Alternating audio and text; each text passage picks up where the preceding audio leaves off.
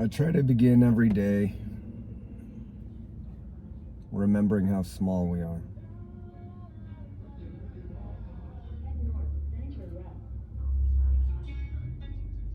I try to remember every time I wake up in the morning, I take a little bit of time to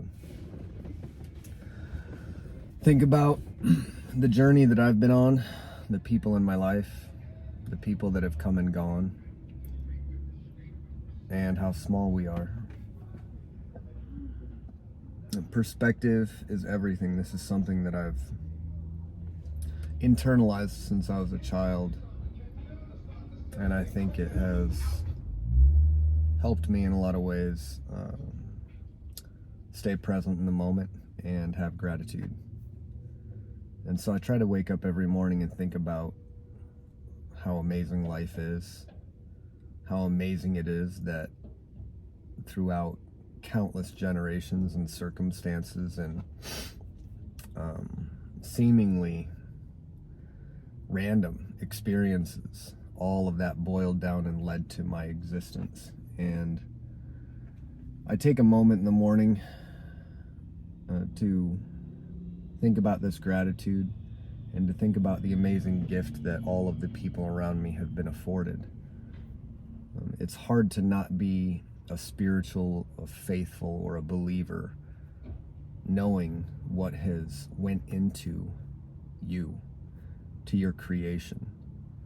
Even if you don't believe in a higher being or a higher entity, you certainly can see that if you could go back and track all of your family members through time, there would be a nothing short of miraculous string of events that led to your creation, to your life, and to your opportunity to breathe and perceive, and your opportunity to suffer and to grow from that suffering and to better yourself from that suffering, to recognize brighter days from the dark ones.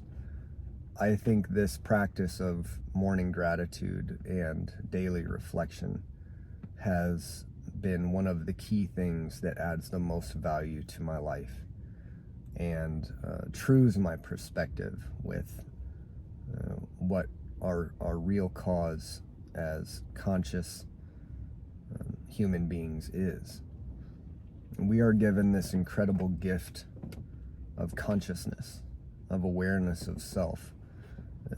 As far as we know, we are the only beings on our planet and in our known universe at this point in time that have the ability to know self, to understand their own mortality. So I believe it's important for every person to understand and recognize this. I believe it's important for every person to not let the world beat them down and convince them that their life isn't worth anything when their life is a literal statistical miracle.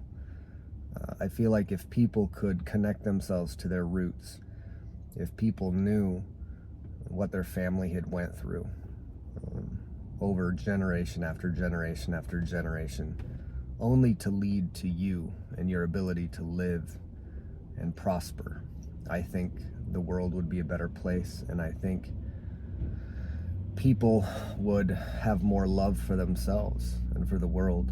So take a moment in the morning to just contemplate the rarity of life itself and the special gift that you have been afforded to even have one.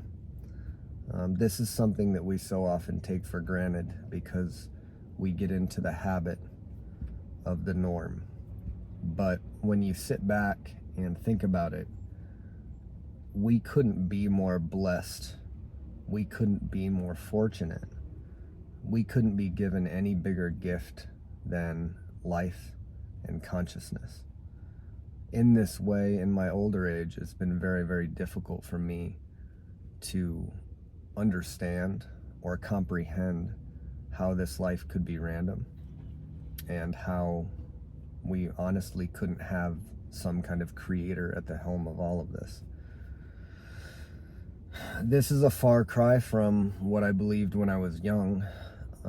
when I was growing up in a perceivably hopeless world, when I was a hardcore atheist, when I found it hard to have faith in anything, including myself.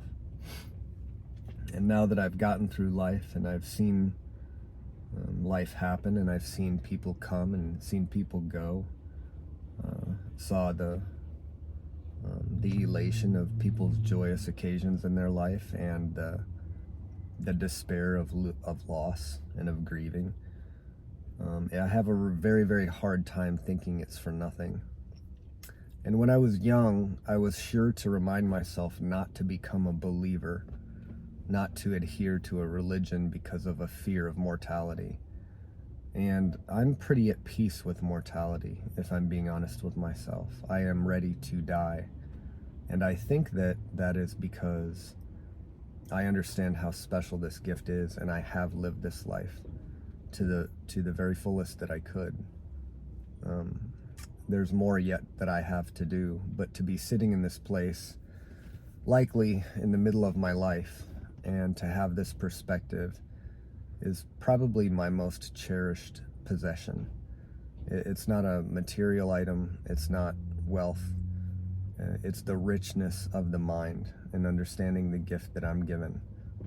In this way, I could be poor in terms of wealth, and I would still be rich in terms of life. So contemplate beginning your day giving thanks for being alive.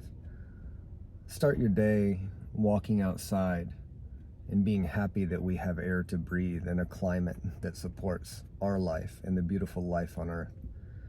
And I think your day will go better with that more optimistic viewpoint than with the one that I had for the first half of my life, which was a little bit more of a pessimistic viewpoint. The choice between dark and light, good and evil, pessimism and optimism is just that. It is a choice. And regardless of whatever your circumstances is or are, you will always be in control of that choice.